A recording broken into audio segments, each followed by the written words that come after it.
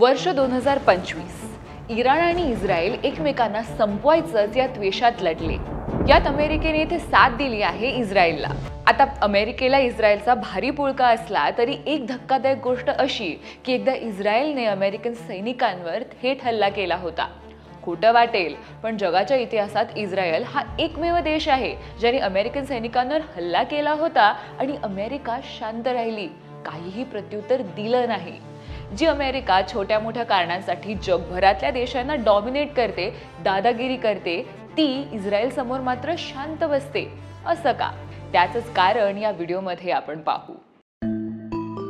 1967चं साल, मध्यपूर्वेत तणाव शिगेला पोहोचला होता। इस्रायल आणि त्याचे शेजारी अरब देश इजिप्त, सीरिया आणि जॉर्डन यांच्यात 6 दिवसाचं युद्ध सुरू होतं। या युद्धात इस्रायलने इजिप्तच्या हवाई दलाचा पराभव करत आकाशात आपलं वर्चस्व प्रस्थापित केलं होतं। युद्धाच्या चौथ्या दिवशी 8 जून 1967 रोजी USS लिबर्टी ही अमेरिकन गुप्तचर नौका सिनाई द्वीपकल्पाच्या उत्तर किनाऱ्यापासून 25.5 नॉटिकल मैल अंतरावर आंतरराष्ट्रीय समुद्रात होती। नौका अमेरिकेच्या नौदलाची होती आणि ती राष्ट्रीय सुरक्षा एजन्सी NSA साठी माहिती गोळा करत होती। त्यावर 294 कर्मचारी होते। नौकेवर अमेरिकन ध्वज फडकत होता, ज्यावर GTR-5 असं स्पष्टपणे लिहिलेलं होतं। 8 जून 1967 दुपारी 3:05 इस्रायली हवाई दलाच्या मिराज फायटर जेट्सनी USS लिबर्टीवर हल्ला चढवला। त्यांनी 30 मिमी तोफा, रॉकेट्स आणि नेपाम बॉम्बचा मारा केला।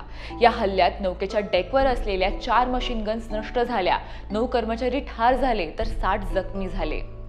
हल्ल्यानंतर काही मिनिटातच लिबर्टीने 6th फ्लीटच्या USS साराटोगा या विमानवाहू नौकेला मदतीसाठी संदेश पाठवला, पण इस्रायली विमानांनी त्यांचे रेडिओ सिग्नल जॅम केले। दुपारी 3:20 इस्रायली नौदलाच्या टॉर्पिडो बोट्सनी लिबर्टीवर हल्ला केला। त्यांनी डेक गन्सनी गोळीबार केला आणि 5 टॉर्पिडो डागले। त्यापैकी टॉर्पिडोमुळे 25 कर्मचारी ठार झाले। हल्ला तब्बल 1.5 तास चालला। लिबर्टीवर 821 तोफांच्या गोळ्या डागल्या गेल्या आणि तिचा पुढचा भाग पूर्णपणे उद्ध्वस्त झाला होता। तरीही कॅप्टन विल्यम मॅकगॉनिगल यांच्या नेतृत्वाखाली कर्मचाऱ्यांनी नौका बुडण्यापासून वाचवली आणि ती स्वतःच्या बळावर माल्टाच्या बंदरात पोहोचली। या हल्ल्यात 34 अमेरिकन कर्मचारी ठार आणि 171 जखमी झाले।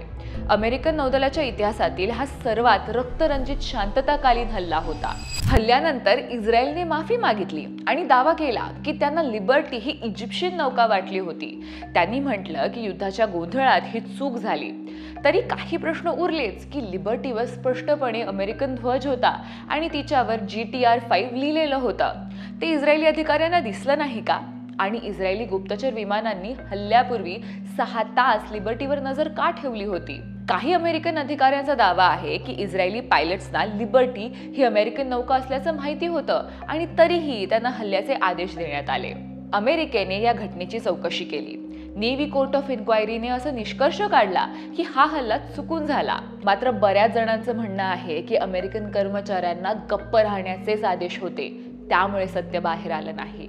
पुढे अमेरिकन सरकारने इस्रायलच्या माफीचा स्वीकार केला आणि कोणतीही लष्करी कारवाई केली नाही। इस्रायलने नुकसान भरपाई म्हणून $12 दशलक्ष दिले, जे मृत आणि जखमी कर्मचाऱ्यांच्या कुटुंबांना वाटण्यात आले। मात्र तरीही हा हल्ला आजही एक गूढच बनलेला आहे। कट कारस्थानांच्या अनेक थिअरीज अजूनही रंगतात। काहींचं म्हणणं आहे की इस्रायलला लिबर्टीच्या गुप्तचर कारवायांमुळे धोका वाटला, कारण ती इस्रायली लष्करी संदेश ऐकत होती। काहींचा दावा आहे की इस्रायलने इजिप्तवर दोष टाकण्यासाठी हा हल्ला केला, जेणेकरून अमेरिका युद्धात सामील होईल। जेम्स बॅमफोर्ड, एक प्रसिद्ध पत्रकार, यांनी आपल्या पुस्तकात लिहिलं आहे की इस्रायलला लिबर्टीच्या कारवायांबद्दल माहिती होतं आणि त्यांनी जाणीवपूर्वक तिच्यावर हल्ला केला। लिबर्टीच्या कर्मचाऱ्यांना गॅग ऑर्डर्स देण्यात आल्या, त्यामुळे त्यांना या घटनेबद्दल बोलण्यास मनाई होती। अनेक दस्तावेज आजही गुप्त ठेवण्यात आले आहेत। तर अशी ही घटना सुपर पॉवर म्हणवणाऱ्या अमेरिकेवरच एक प्रकारचा हल्ला करूनही इस्रायलच्या वाट्याला अमेरिका गेली नाही। अमेरिकेचं असं काय गुपित होतं ज्यामुळे त्यांनी कारवाई न करता शांत राहणं पत्करलं? हे एक मोठं सिक्रेटच आहे।